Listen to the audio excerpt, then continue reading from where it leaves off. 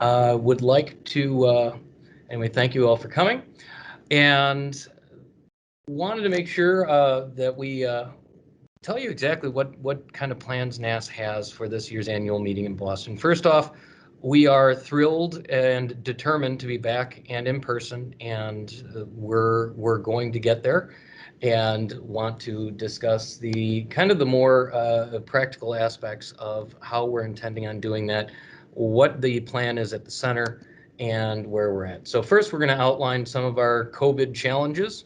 We're then going to outline our COVID strategies and how we're planning on moving, how we're planning on dealing with those challenges. I'm going to go through a space layout of the BCEC, and we're going to discuss how we're planning on using the center and how we how we have to plan for it in the beginning and how we hope that it will end up with at the end. Discuss the layout of the hall, touch on the Boston public health rules and regulations, as well as touching on sponsorships and advertising. So our COVID challenges. Obviously, you've all survived 2020, so I don't need to go too in depth into the wonderful challenges that COVID has presented to us. But the difficulties in terms of all of us, and I mean all of us, we are all planning NASS 2020. I plan a small portion of it. I set up an area to help you plan NASS 2021. And it's a challenge for us all. And one of the biggest challenges gets to be that many of the public health rules and regulations that we need to plan effective and safe meetings, they have not been developed. And that is the purpose of these webinars, is I'm going to make sure that I'm disseminating, distributing, and otherwise getting everyone the information that they need as it becomes available.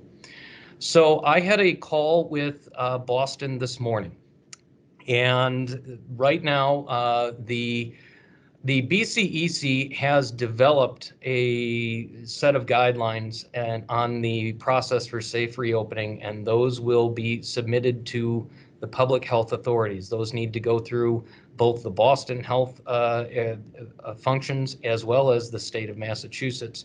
So that process will take some time. I am told that we can expect appropriate health guidelines at the end of April. That obviously leaves us with a lot of gray time, and we are dealing with people. We are planners, most of us on this call. And right now, I will tell you that we have an idea of how we plan on using the center more than we have plans, because if we make plans, we're going to have to redo them 9 million times.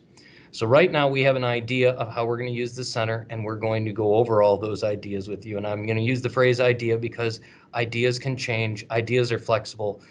Plans, when you have plans, you kind of hold on to them tight and go that way. And it's more of a mindset. And I'm need to make sure that we're rolling with the punches.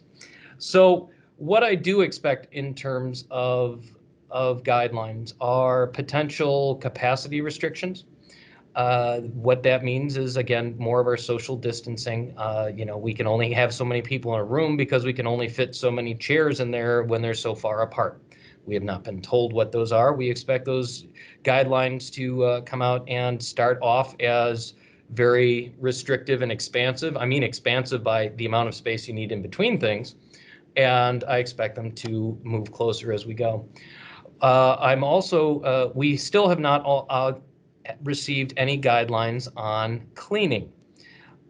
So we do not know what cleaning requirements or guidelines are in place at the center yet. I do expect those to come sooner. I'm expecting those guidelines to be here maybe next week. I certainly expect them by the end of the month.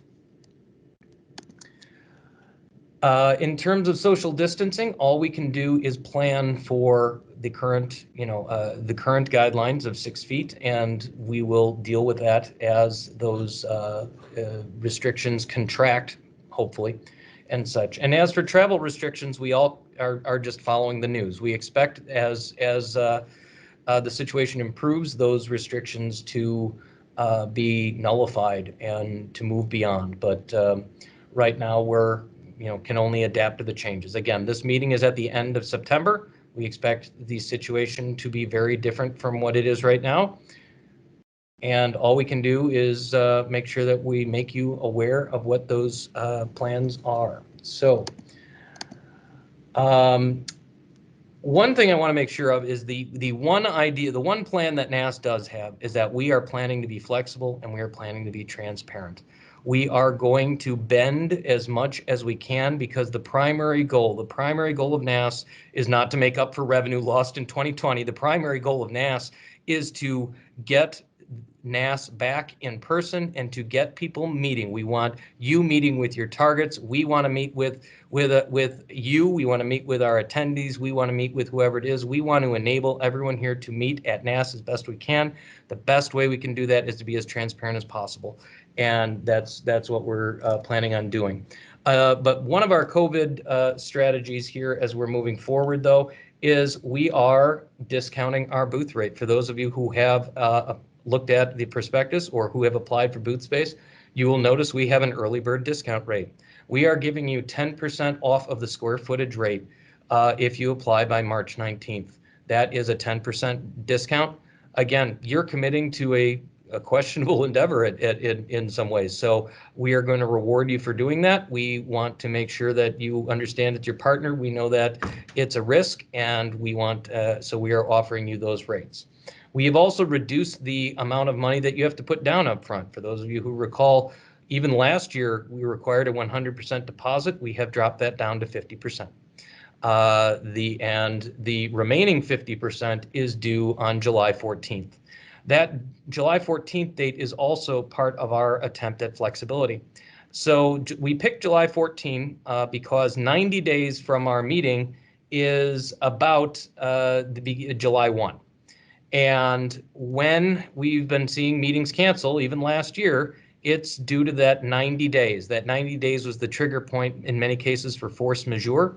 So if the worst happens and if the meeting was not to take place, and because of don't insert a reason why, I don't want to think of a reason why, but you would not have given us your complete deposit. We want to make sure that you're paying for something you can get. This is our attempt of making sure that you get that opportunity. Let's see here. For those of you who do have questions, be sure that you can put them into the chat. I will be trying to monitor them. I am notorious for missing every raised hand and chat question. I will be making time for that at the end. So I just want to give everyone a heads up. So going through our cancellation, we have changed our cancellation policy. So again, we are trying to be as flexible as we can. Anybody who cancels before April 16, we will cancel. We will give you a full refund. April 16 means that's when we're doing our booth selection. That's when we're scheduled to do the booth selection, just like we've done online in past years.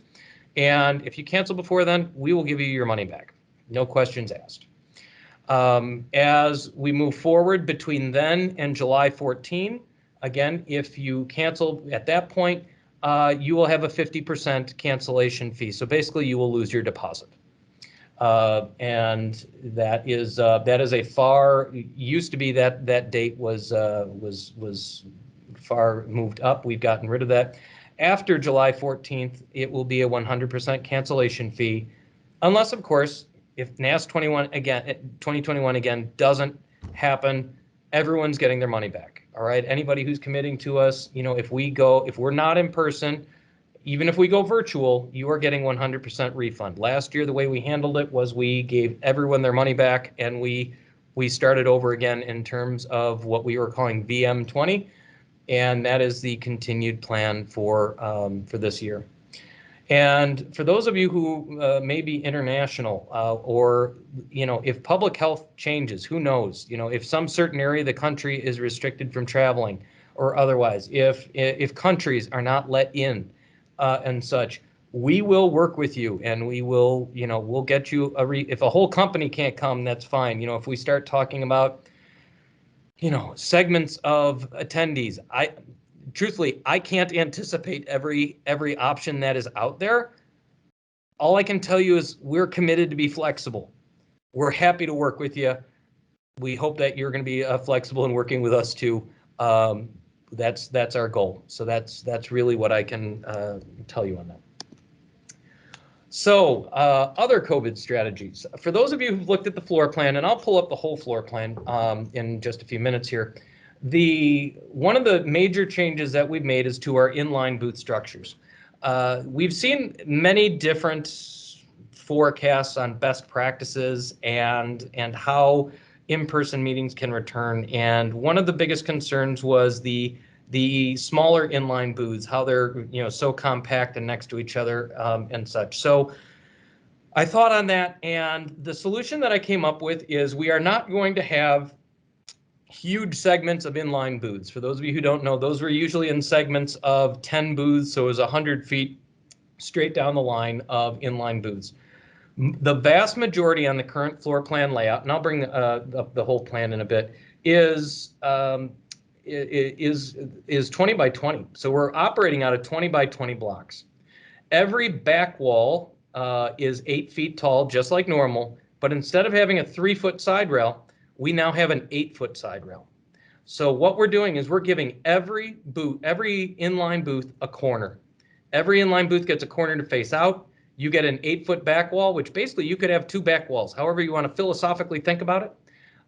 This gives you a degree of separation and distancing from your neighboring booths that will, whether or not social distancing is literally the law of the land or not, people may still have a degree of discomfort of being close to others at that point. And I don't know how to predict that, but what I do know is I don't want to have to redo this floor plan more than once. And this is an attempt to try and alleviate that. So what we're doing is we are giving everybody these back walls. Everyone gets a corner. We've gotten rid of the corner fees. So we're not doing this to jack anything up, but it gives everybody frontage. So every booth is a corner booth. And that's to give you exposure. You've got back walls behind you to offer you distancing from your neighbors. And we're hoping that this is going to offer that degree of safety and exposure. For those of you who book business suites, we looked at that. Our standard exhibit suite size was 10 by 15, and we decided that we are going to go with 10 by 20. We did that because just in case somebody comes up with a capacity rule where, oh, you can only, with a formula, and someone goes, oh, you can only have 2 people in a space under 200 square feet or something. We don't want to have to deal with that. So we're just making them all the larger size. That way we don't have any issues. So we're making them all 10 by 20. There's more space for everyone to get into. This is the actual floor plan itself for those of you who have not looked at it. The entrances, for those of you who do not recall the BCEC, there are 2 main escalators which lead down from the level 1 north lobby. Those head down here as well as here. Those, by the way, that call from Boston this morning, they informed me that they've taken this opportunity to do some construction work, and they've actually added more escalators in both of the same spots. I do not have plans on this. They do not have plans. They've not drawn them up, or at least drawn them up to share them with exhibitors and others. So instead of having, there was literally one very long escalator that went up. There was basically one set. So one up and down here and one up and down here. I believe both of these will now have a pair. So 2 up, 2 down. And 2 up, 2 down here as well. That's what I know at this point. I was only told this morning. They don't even have pictures because they're still installing the things. So that's where that goes. We've taken our usual floor plan and we've tried to take advantage of some of this. So we've added a 20-foot cross aisle cutting across the meeting here. We have a 20-foot cross aisle cutting across the meeting here. And we have a 20-foot cross aisle cutting across the meeting here. This is, again, to move people through. You'll notice that adding in all of these 20 by 20 measurements has given us a lot of straight through movement. So attendees will be able to move very easily through the different spots to get to the exhibits of their choice, and again, offer the frontage that we're looking for. The business suites themselves are aligned along the periphery. They are here in green, so you can see them along the bottom or east side, and then along the north side as well.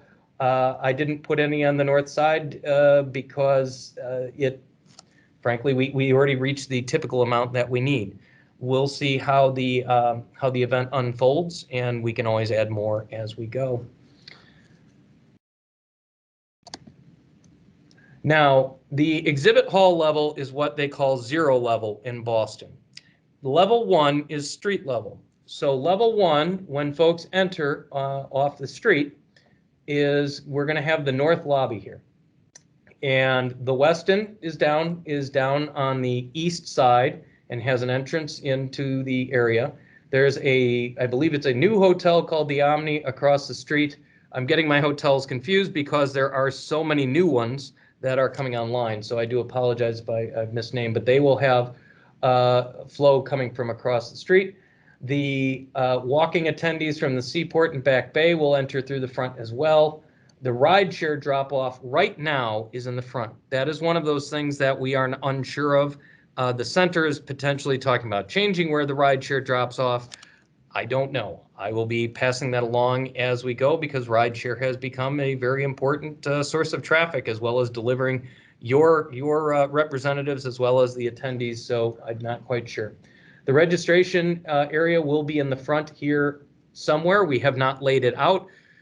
We're still waiting to see what kind of spacing and guidelines, and you're going to hear this theme a lot, where it's going to go. So we have not laid it out. Usually by this time, we've got it designed, we've got the pictures drawn, we've got everything else. Right now, we just know it's going to go here, and we know it'll be okay, but we're just making do with what we've got. The escalators, so from that lobby, these are the escalators that lead down into the hall. Then we have escalators that lead up to the session levels. They lead up from the session level here and up to the session level here. And there's also a set of escalators that lead not only up to level 2, but up to level 3 over here as well. So now in terms of, this is also level 1 again. So in terms of how we're using the center, I'm just going to keep on going over. I want all of you to understand how we're planning on using the center, what our idea is, and going. So we are planning on using the center right now as a distanced meeting. I expect this to collapse like an umbrella. So we're going to plan for expanded. We're going to collapse it as we go. And part of the purpose of these calls is to make sure everyone understands how we're collapsing it and what areas get collapsed. So on level 1, again, we're not using anything on the east side of the building. So down is east on this plan, up is west, right is north, this is south. We're not using anything down here. On the upper side, everything that we've got here is show production. So nothing that affects an exhibitor. We've got, our show daily newspaper production, our video room, the shuttle service office, that kind of thing over here, the coat check. Will be over in that secondary lobby. For those of you who exhibited with us in 2016, you may remember there were the other lobbies. The coat check will be over there. These other lobbies will be secondary entrances to the meeting. So I'm going to go back to the exhibit plan to make sure everyone's clear. So we're talking about these escalators will be active from those other lobbies. I do not expect them to be main, but they will be used. They will definitely be secondary entrances, and they will work. Let's see here. And then the escalators back here will likely be used for lab entrances as well, especially for after hours. And let's see here. So moving on to level 2, as it sounds, level 2 is above level 1. I'm sorry, I'm going to just go ahead and say that out loud. Level 2, we are using meeting rooms on both sides at this point in our expanded use. The goal is to have all of the meeting rooms used on the east side. So we want, or pardon me, I just misspoke. This is the west side. The goal is to have the 205. So all of the 205s, 210s, 211, 212, 213. That is the side that when we condense, we want to go down to. But right now, we are using the 250 rooms. We're using 250. We're holding 255. We're using 253, 252, 251. But as we can contract the meeting, as things go, this side will be the first to go. So FIFO, this will be the first one to go, and things will contract over here. So when you're thinking in terms of attendee flow, the goal is to keep everyone kind of, over using these rooms and this lobby over here. And so in terms of sponsorships, keep that in mind as well. Now, in the previous year, we did not use the main ballroom on level 3. This year, we definitely are using the main ballroom on level 3. So right now, we are using that grand ballroom up top. And we have it set in a socially distanced fashion, and with everyone seated 6 feet apart, that huge room, so it's 40,000 square feet, only fits 900 people in it. But that's the plan for it. So as things condense, we will be looking at how they condense. I do not know at this point when things start to contract, whether we will only use one ballroom up here and move everything down to the 250s, or whether we'll use both ballrooms up here and spread down to the 250s. That's a TBD. I will make sure that we can, I will pass that along as I know, because again, that may affect how people think on the 250 rooms, because if more sessions move over there, it obviously changes a bit of the flow. But that is where we see that functioning. We're likely having the breakfast up in the pre-function lobby outside that room. Don't ask me questions about how we expect food to be served. Nobody can answer those questions yet. We know that we're planning on serving breakfast. We know that we're planning on serving lunch. The details, unfortunately, are going to have to wait. I just don't know at this point. It's one of those questions because people have not defined best practices. And we don't know what is approved by the local health authorities. So that is one of those gaps that is going to continue to exist likely until June. That's where I'm thinking at this point. In terms of sponsorships, Jeff McCallion and Heidi Bemke are working on those opportunities. We're kind of developing a plan where we can outline what opportunities. We're basically going to try and outline them as green, yellow, and red, or green, yellow, blue. Basically, whatever's green, we're green lighting. We know that these opportunities are going to stay no matter what our plans are. We know that, and then we're going to kind of outline what we think is going to happen, and then we're going to have the outside line of what is going to happen. Jeff, I think I saw you want to do a chat for a moment. I'm sorry, Rick. What was that question? No, I'm sorry. Did you want to speak? No, just to reaffirm what you said. We're working on kind of a changing platform. Like as Rick showed you, we've got diagrams. We have an idea. Fixed points, obviously, entrances and escalators, things like that, are not being moved. But registration may move from one wall to another. So just when I release the advertising opportunities, I just would like everybody to understand. We're doing our best to pin it down, but registration may move from one side of the lobby to the other. But we have the banner points, we have the escalator ramps, we have the cling points. We have those set. We'll work with you to go through the Freeman site and vision, and it's got the floor diagrams with the banner points and all the advertising opportunities listed on there. You can review it, and we can discuss what the best fit for your advertising needs would be. But just keep in mind again that, like I said, as Rick has emphasized, there are some things that may change as we go forward.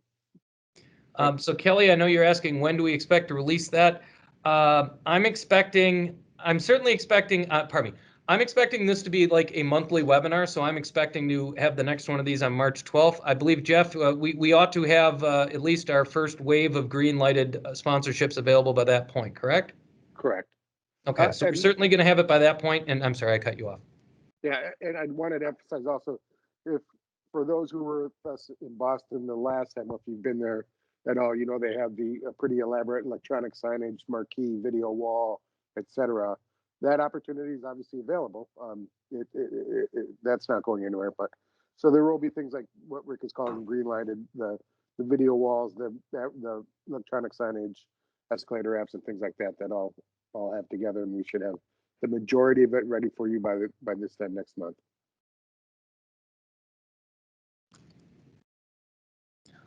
All right.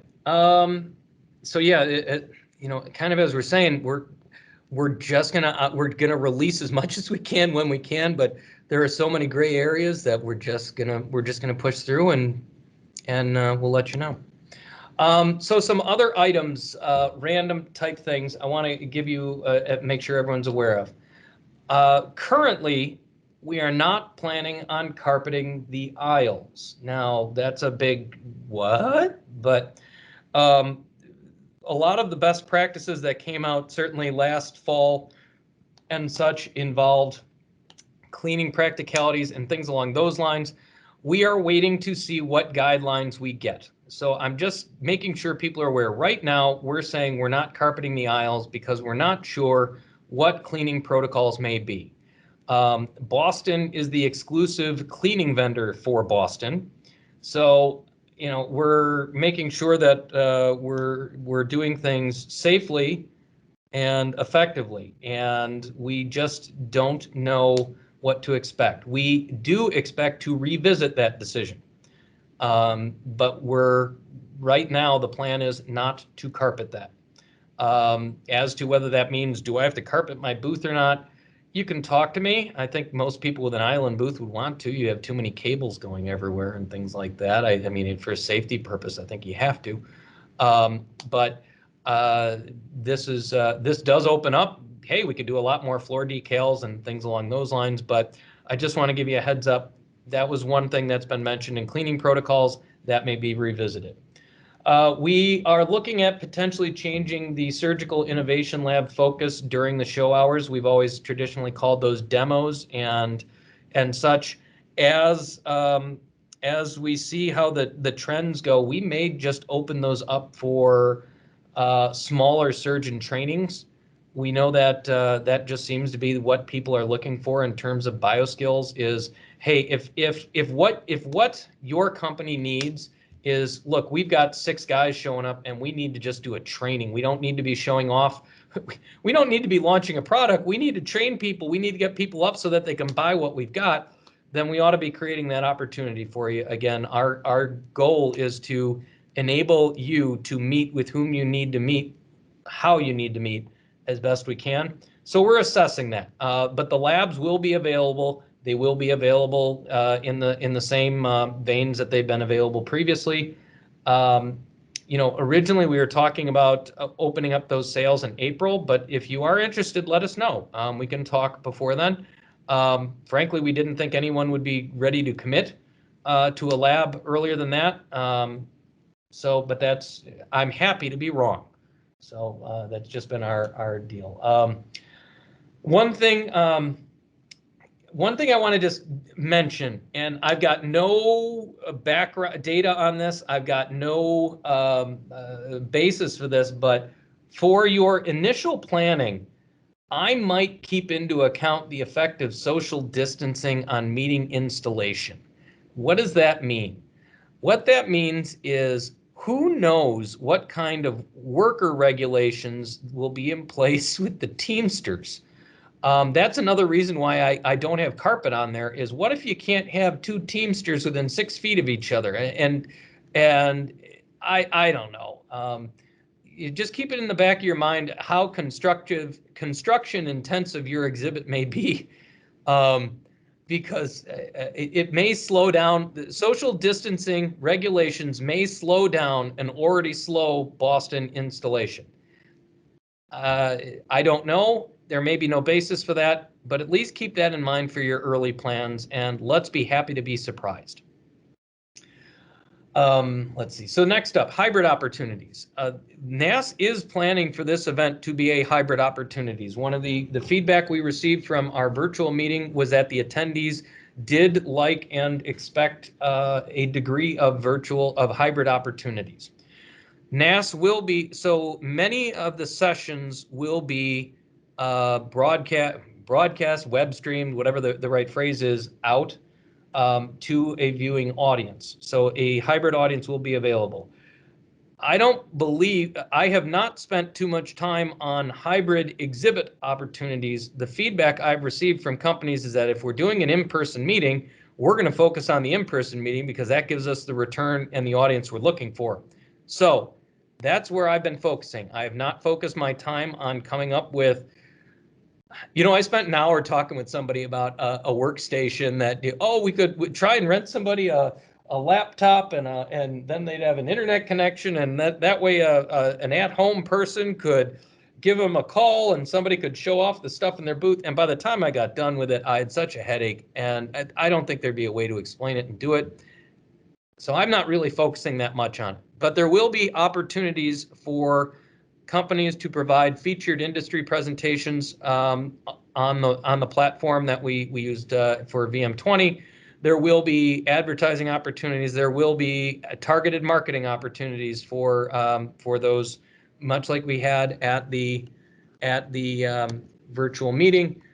But we, as I said, have not spent much bandwidth exploring hybrid exhibit opportunities for on-site exhibitors to market to off-site attendees. If anybody's got ideas or any of that, send them along. I'm happy to look at them. I'm happy to talk to them. But that nut sure hasn't been cracked yet as far as I'm concerned. So we're moving from that. The hotel process, On Peak will begin reaching out to many of you soon. We have not opened that up yet, but it will be here in the coming months or so. So that is where we're at in terms of that area. At this point, I would like to open up. I've been talking forever. I'm sure you have questions. I'd like to open it up to see if any of you have any. Hey, Rick, this is Kelly from Stryker.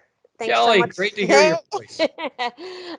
Thanks so much for this great information, and it's great to be talking NASS and everything is face to face. But like you said, flexibility and rolling with it's going to be a key this year. But certainly your updates provided each month and everything is greatly appreciated in such an organized format. A couple questions, if I can. First, is it possible that this presentation be provided to us via email or another link? Just because the words were a little small on my laptop screen here and everything, so couldn't quite see everything in the diagram. So it'd be great to have just a hard copy of this if possible. Yes. After this meeting is done, it automatically gets saved and it gets put into my wonderful Microsoft Teams chat, but we are going to convert that into a different format. My IT guy, Michael Ryba, is on this call, so he knows what's coming. And we're going to put that into a different format. We are then going to share that back out in an exhibitor newsletter. We are also going to try and find a home for it on the website. Frank, we need to find a home for it on the website. So we can do that. I expect that to happen next week, but I don't know when next week it'll be completed. But that is the goal, is to be sharing these and to have a library of them so that we can see what's going on. Because it's completely understandable. And if you need help, when you have questions, always feel free to ask, and we're happy to share what we can with you and such. So great question. Absolutely. Thank you so much for that. And then just a kind of a convention service questions, and it's been kind of popping up with my other divisions and such, is just is the convention center, Boston Convention Center, indicated like any, I guess, shortage of union workers? A lot of convention areas are now indicating that shortage of workers and affecting setup times and tear down times of the big booths and everything has been kind of said out loud. I'm just curious if BCEC is anticipating any of that at all. They are not at a point to discuss that at all.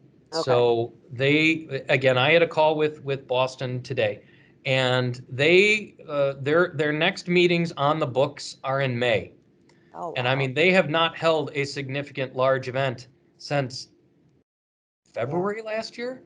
Okay. I mean, so I don't think they can answer that question.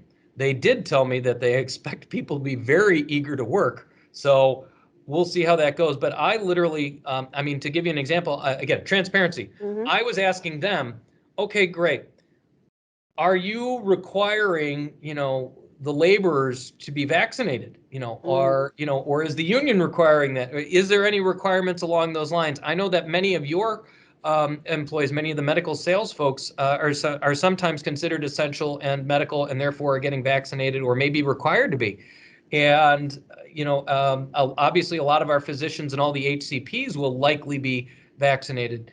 I asked them about that, and they are in no way ready to answer that question because they're not ready.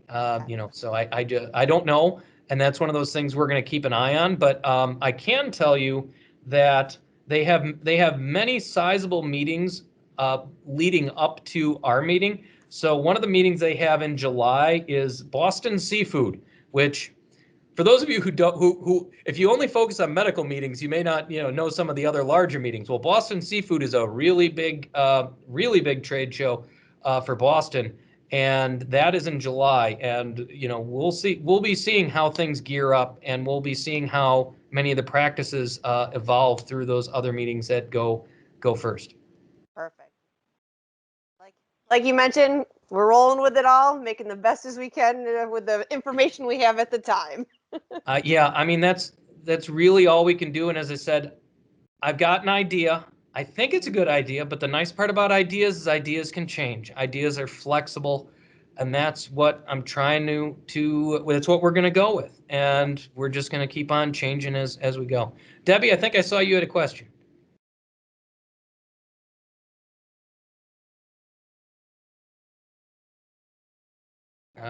Nope, you're back on mute again. I didn't hear if you did. If you did have a question, maybe drop it in the chat. I'm not sure if your microphone's not working.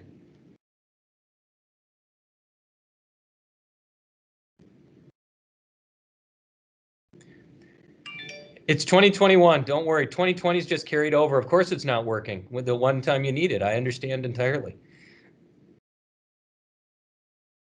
Anyway, all right. Yes, Debbie, the goal is we're going to be having a webinar each month. And so, for example, my last slide here says save the date for March 12th next month. That's the goal, is we're going to have that at that point. That's a good time because that's actually immediately before our early bird deadline. So we want to make sure that we're giving people an update as to when that happens. And then we'll have another one of these before the booth selection. And that one will actually, we'll still go over the plan, and we're still going to go, and you know what?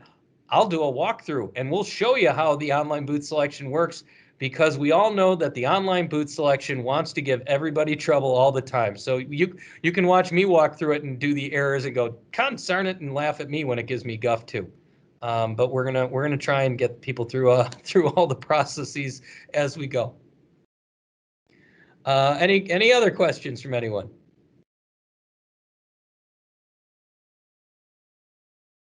Going once, going twice. Okay. Let's see here. So in other news, for those of you who don't know, Cindy Tamala, our longtime senior manager of exhibits, is now going to retire. That lucky punk is walking away and getting out of this crazy business. God bless her. We wish her the best on that. And I would like to, for those of you who don't know, I want to make sure to introduce her. I'd like to introduce Heidi Bemke, who most of you already know, I think. Heidi has joined us on our team. She's always been on the NASS team, but always been on the other side. She is now on the NASS team officially. She will be our exhibits manager. She has been working with Cindy and myself, and been training up on how everything works. So feel free to pick on Heidi, and then send me a little note that you're picking on her, and I'll walk over and go, I hear you're having trouble. I'm just do it. Pick on the new girl a little bit. Go from there. Heidi, nothing? You're not gonna punch in? Okay. I thought she'd chime in a little bit. But no, Heidi is a great asset. She's been on board for years. I think she'll be a strength moving forward, and she's handling all of this stuff with aplomb, and it's great.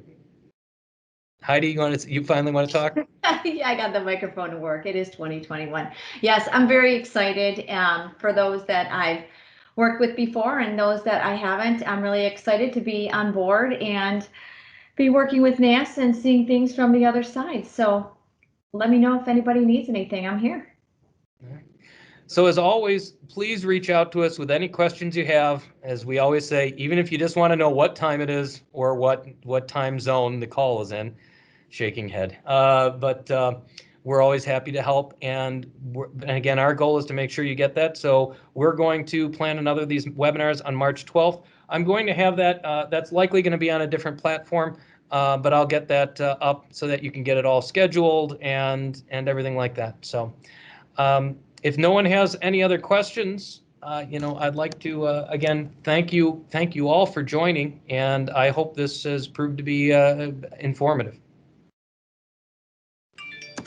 Okay.